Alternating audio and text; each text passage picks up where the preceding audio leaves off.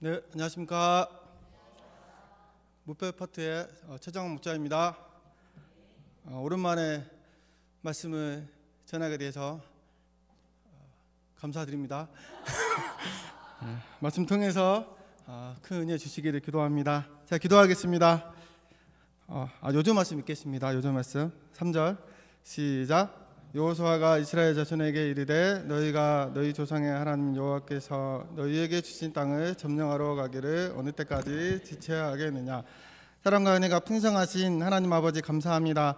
오늘 귀한 수요 파트맨 허락해 주시고 또 우리 도임자 모아주셔서 하나님께 예배드리게 하시니 감사합니다. 하나님 아버지 예배를 축복해 주시고 제가 하나님의 말씀을 통하여서 하나님의 음성을 듣고 또 하나님의 말씀을 통해 세임을 덧입는 귀한 예배가 되게 도우시기를 간절하게 기도합니다. 전방한 제인이 주의 말씀을 들고 나왔습니다. 성령께서 함께해 주시고 다만 말씀만이 드러나게 도와주시옵소서. 감사하고 예수님의 이름으로 기도했습니다. 아멘. 아시다시피 여호수아서는 이스라엘 백성이 모세 후계자 여호수아의 인도로 가나안 땅을 정복하고 정착하는 과정을 담고 있습니다. 여호수아서는 크게 세 가지로 나눠 볼 수 있습니다. 가나안 땅을 정복하고 그 땅을 12지파에게 분배하며 하나님의 언약을 새롭게 다지는 내용입니다. 그런데 가나안 땅을 정복하는 내용은 6장에서 12장까지 7장인 반면에 12지파에게 땅을 분배하는 과정은 13장부터 22장까지 총 9장에 걸쳐서 설명하고 있습니다. 일반적으로 대적들과 싸우고 그 땅을 정복하는 것이 훨씬 어렵고 양이 방대해야 할 것 같은데 오히려 땅을 정복하고 난 후에 그 땅을 분배하는 과정이 더 많은 분량을 할애하고 있습니다. 이로 볼 때 약속의 땅을 정복하는 것 못지않게 이 분배하는 과정도 굉장히 중요하다는 것을 알 수 있습니다. 저는 직장생활하면서 이 분배 문제 때문에 많은 사람들이 갈라서는 것을 보았습니다. 몇 년 동안 동업했던 친구들이 하루아침에 원수가 되고 또 피를 나눈 형제들이 상속 재산을 가지고 서로 피 터지게 싸우고 소송하는 것을 보았습니다. 저희 집에도 1번, 2번, 3번이 있는데 이 햄버거와 감자튀김을 시키면 누가 더 감자튀김을 많이 먹는가 신경전을 벌이는 것을 많이 보게 됩니다. 오늘 말씀에서도 이스라엘은 가나안 땅은 어느 정도 정복했지만 또 몇몇 지파는 이미 분배를 받았지만 아직 7지파는 분배를 받지 못했습니다. 이로 인해 지파 간에 보이지 않는 갈등이 생기고 시기하고 질투한 일이 생겨났습니다. 자칫 잘못했다가는 가나안 땅에 들어가자마자 나라가 분열돼 큰 위기에 처해 있습니다. 이때 여호수아는 이 분배의 문제를 어떻게 해결하였습니까? 다 함께 2절 말씀을 읽어보겠습니다. 시작. 이스라엘 자손의 온 회중이 실로에 모여서 거기에 회막을 세웠으며 그 땅은 그들 앞에서 돌아와 정복되었더라. 먼저 여호수아는 실로에 모여서 회막을 세웠습니다. 회막은 하나님께 기도하고 예배하는 장소입니다. 이전까지 이스라엘의 회막은 길갈에 있었습니다. 길갈은 이스라엘이 요단강을 건너자마자 진을 쳤던 곳입니다.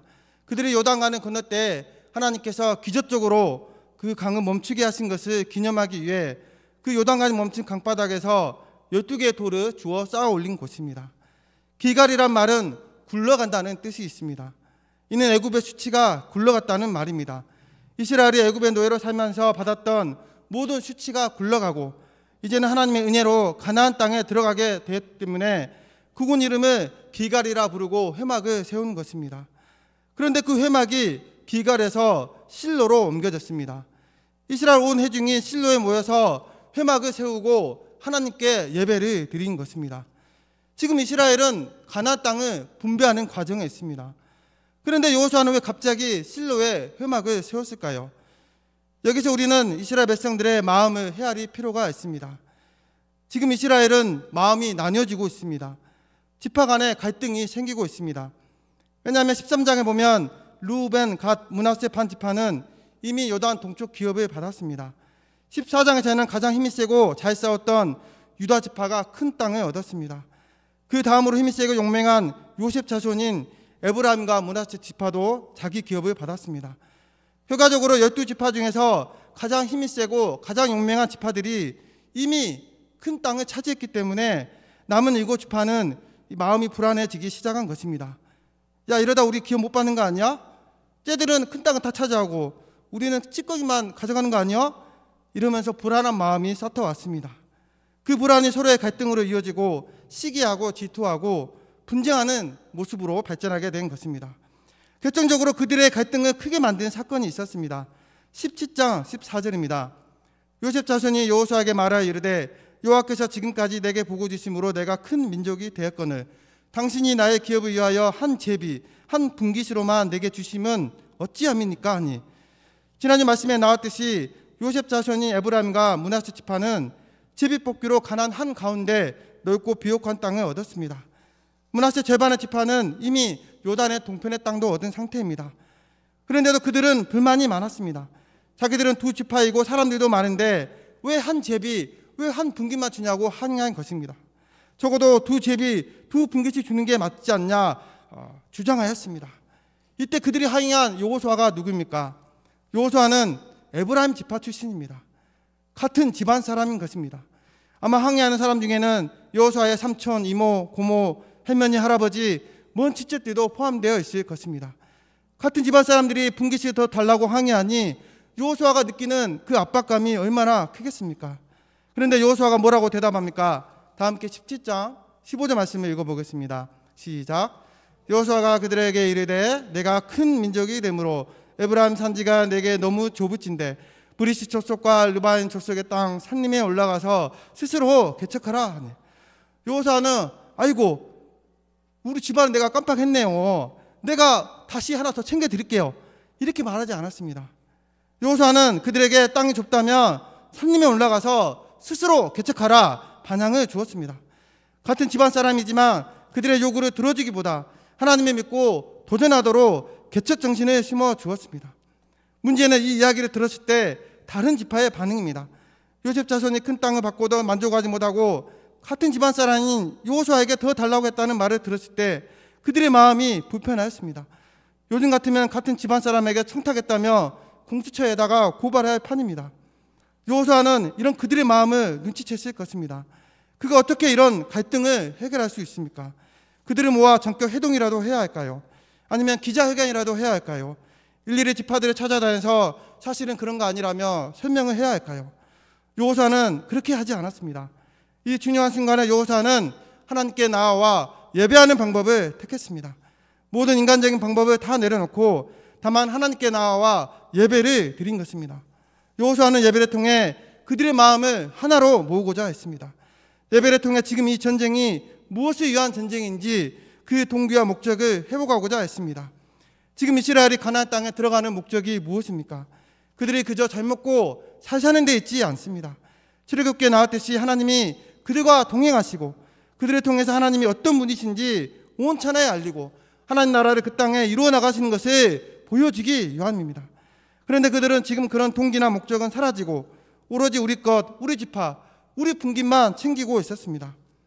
우리 모임도 마찬가지입니다. 우리 모임에는 5개의 파트가 있고 또 10여 개의 요회가 있고 또 수십 개의 가정이 있습니다. 시니어, 주니어 학사가 있고 사모님들이 있습니다. 싱글 학사가 있고 솔티팀 학생회도 있습니다. 역사를 섬기다 보면 때로는 서로가 이해가 되지 않을 때가 있습니다. 오해가 생길 수도 있습니다. 그러다 보면 서로 자기 것만 챙기기가 쉽습니다. 갈등이 생길 수 있습니다. 이때 우리는 어떻게 갈등을 해결할 수 있습니까? 아무리 많은 대화를 하고 회의를 해도 해결되지 않습니다. 우리는 오직 하나님을 중심으로 예배를 드리기에 힘써야 합니다. 하나님 한 분만을 사랑하고 그분을 중심으로 모일 때 우리는 하나가 될 수 있습니다. 감사하게도 하나님은 우리에게 매 주일마다 예배하는 은혜를 주셨습니다. 오늘처럼 수요일 모임을 통해 예배하게 하시고 금요 기도를 통해 기도하는 은혜를 주셨습니다. 매일 새벽 기도를 통해 하루를 말씀으로 시작하는 은혜를 주셨습니다. 우리가 이처럼 하나님께 예배할 때 하나님은 어느 순간 우리에게 부드러운 마음을 주시고 우리 안에 있는 갈등을 해결해 주십니다. 처음에 순수했던 동기와 목적을 회복하고 주 안에서 하나가 되게 하십니다. 우리가 이 예배를 사모하는 자가 되어야겠습니다. 갈등이 있을 때마다 인간적인 방법으로 풀고 해결하기보다 하나님께 예배함으로 말씀 앞에 서고 서로 사랑하고 이해하고 섬기는 사랑의 공동체가 되기를 기도합니다. 2절을 보겠습니다. 그러나 이스라엘 자손 중에 그 기업의 분배를 받지 못한 자가 아직도 7지파라. 이스라엘의 5지파는 땅을 분배받았지만 7지파는 아직 분배받지 못하였습니다. 그들은 그저 멀뚱멀뚱 지켜보고만 있었습니다. 여호수아가 어련히 알아서 분배해 주겠지 기다리고 있었습니다. 이런 그들에게 여호수아는 말합니다. 다 함께 3절 말씀을 읽어보겠습니다. 시작.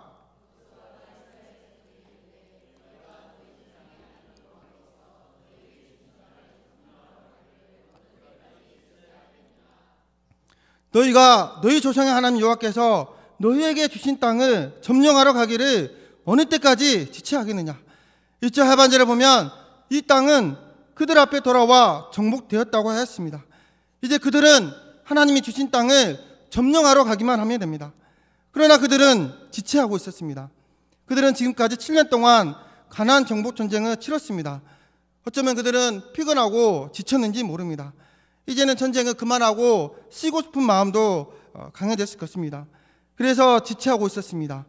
여기서 지체한다는 말은 미룬다는 말입니다. 점령하지 않겠다는 것은 아닙니다. 내일로 미루겠다는 것입니다. 다음에 하겠다는 것입니다. 조금 있다가 하겠다는 것입니다. 사단의 전략은 못하겠다고 하는 것이 아닙니다. 나중에 하겠다고 하는 것입니다. 어떤 사람은 결혼한 후에 예수님을 잘 믿겠다고 말합니다. 좋은 직장에 들어가면 더 열심히 하겠다고 말합니다. 사업이 성공하고 직장에서 승진하면 더 예수님을 믿고 잘하겠다고 합니다. 자녀들이 좋은 대에 가면 그때 더 잘하겠다고 말합니다. 그러나 그렇게 말하는 사람 치고 나중에 잘하는 것을 본 적이 없습니다. 계속 미루다가 아예 안 하는 것입니다. 못하는 것입니다. 지금 7지파가 그러합니다. 그러면서 그들은 좋은 땅을 얻기를 원했습니다. 다른 지파보다 더 크고 넓은 비옥한 땅을 받기를 원했습니다. 여호수아는 이런 그들에게 분명하게 말합니다. 너희가 어느 때까지 지체하겠느냐. 우리가 지지난주 말씀에 들었던 갈렙은 어떠합니까? 14장에 보면 갈렙은 하나님이 주신 약속의 말씀을 붙들었습니다. 그는 85세의 꼬부랑 할아버지가 되었지만 하나님 주신 땅을 점령하는데 지체하지 않았습니다. 다른 사람에게 미루지도 않았습니다. 14장 12절입니다. 다 함께 읽어보겠습니다. 시작. 그날에 여호와께서 말씀하신 이 산지를 지금 내게 주소서. 당신도 그날에 들으셨거니와 그곳에는 아낙 사람이 있고 그 성읍들은 크고 견고할지라도 여호와께서 나와 함께 하시면 내가 여호와께서 말씀하신 대로 그들을 쫓아내리이다 하니. 갈렙에게는 하나님께 대한 믿음이 있었습니다. 이 믿음이 있었기에 그는 약속의 말씀을 붙들고 도전할 수 있었습니다. 그리고 마침내 그 땅을 점령할 수 있었습니다. 여호수아도 더 많은 땅을 요구하는 요셉 자손에게 산림에 올라가서 스스로 개척하라 반향을 주었습니다. 갈렙은 어느 지파 사람입니까? 유다 지파 사람입니다. 여호수아는 요셉 자손 에브라임 지파입니다. 사실 유다 지파와 요셉 자손이 이토록 많은 땅을 차지하고 치고 올라올 수 있었던 것은 이런 갈렙과 여호수아 같은 믿음의 지도자가 있었기 때문입니다. 그런데 남은 7지파에는 이런 지도자가 없었습니다. 그들도 처음에는 지도자가 있었습니다. 그러나 가데스 바네아에서 가나안을 점령할 때 모두 부정적인 말을 하고 다 죽었습니다. 지도자가 있어야 백성들에게 비전을 제시하고 도전할 수 있도록 도와주는데 다 죽어버렸기 때문에 의욕도 있고 개척정신도 있고 도전정신도 잃어버린 것입니다. 이러볼 때 지도자 한 사람이 얼마나 중요한가 깨닫습니다. 지도자 한 사람이 깨어있으면 그 모임은 살아있고 스피릿이 있으며 도전하고 개척하는 정신으로 충만하게 됩니다. 반대로 지도자가 없으면 그 모임은 어떤 말을 해도 모이지 않고 힘도 없고 능력도 없고 스피릿이 없게 됩니다. 여호수아는 이 지도자의 중요성을 잘 알았습니다. 4절을 보십시오. 그래서 여호수아는 각 지파에 3사람의 지도자를 세우라고 말합니다. 그리고 어떤 일을 하도록 명합니까? 다 함께 4절 말씀을 읽어보겠습니다. 시작. 너희는 각 지파에 3사람씩 선정하라. 내가 그들을 보내리니 그들은 일어나서 그 땅에 두루 다니며 그들의 기업에 따라 그 땅을 그려가지고 내게로 돌아올 것이라. 7지파의 세면이면 총 37, 21명입니다. 그 21명이 그 땅에 두루 다니라는 것은 그 땅의 비전을 바라보라는 것입니다. 그 땅에 주실 하나님의 뜻을 바라보라는 것입니다. 그리고 그 다음에는 그들의 기업에 따라 그 땅을 그려서 내게로 돌아오라고 했습니다. 성은 어디에 있고 상은 또 어디에 있으며 광야는 어떻게 펼쳐져 있고 물은 또 어떻게 흐르고 이런 것들을 다 그려오라고 했습니다. 왜 그려오라고 했을까요? 그 땅을 자세히 파악하라는 것입니다. 그래야 구체적인 계획을 세울 수 있고 정복전쟁을 준비할 수 있기 때문입니다. 6절을 보십시오. 여호수아는 일곱 지파에게 그 땅을 두루 다니면서 하나님의 비전을 품고 그 땅을 그림에서 자세히 파악한 뒤 7부분으로 나누라고 했습니다.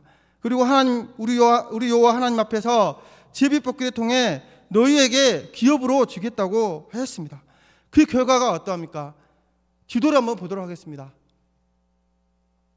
지도 좀 보여주세요. 예.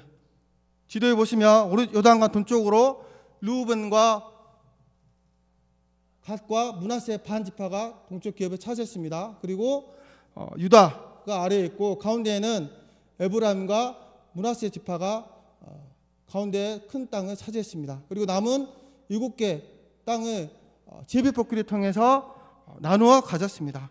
언론 보면은 그냥 분배된 것 같지만 여기에는 하나님의 놀라운 뜻이 담겨져 있습니다. 11절부터 보면 베냐민 지파가 나옵니다. 베냐민은 지금 어디에 있습니까? 유다 바로 위쪽에 있습니다.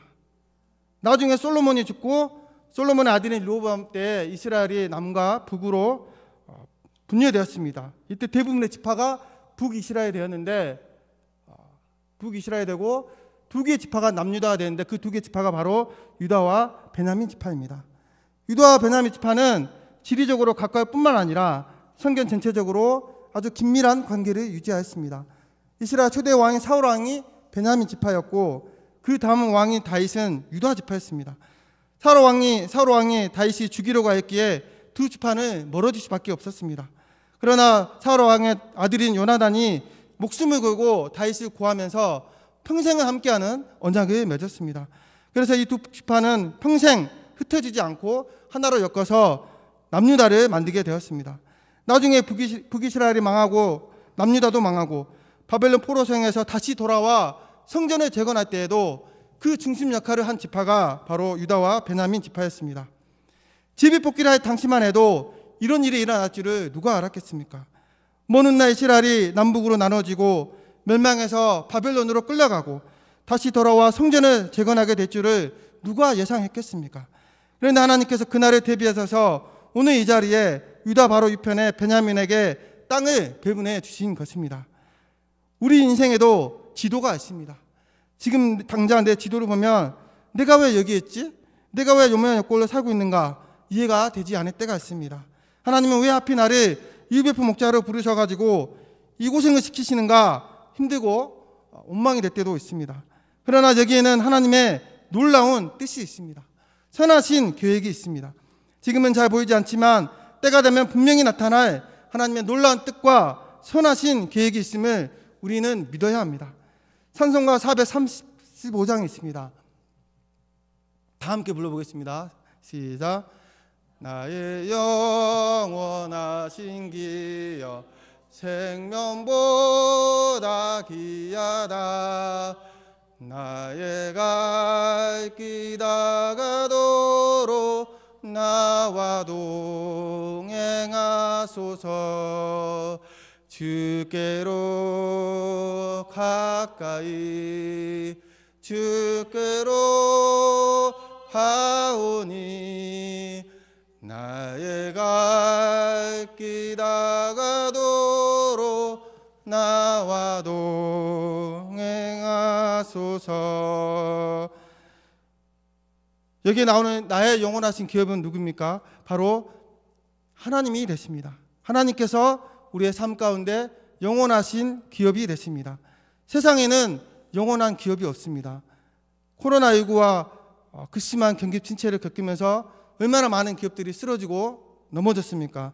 또 우리나라 통신업계 1위를 자랑하는 SKT도 얼마 전 유심 해킹 사건으로 주가가 폭락하고 큰 어려움을 겪고 있습니다.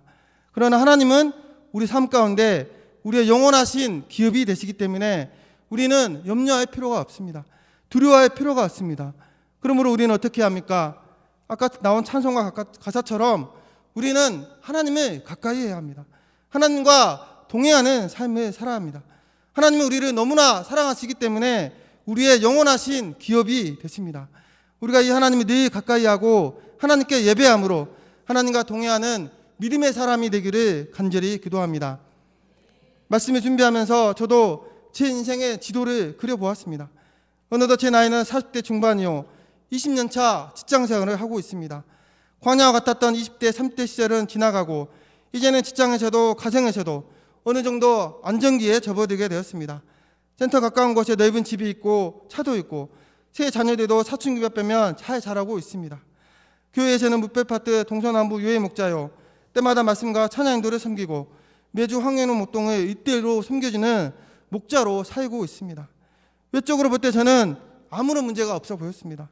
그러나 오늘 말씀을 비춰볼 때 저에게는 일곱 지파와 같은 심각한 문제가 있었습니다. 20대 30대는 고생만 죽도록 했으니 이제는 편하게 살고 싶어졌습니다.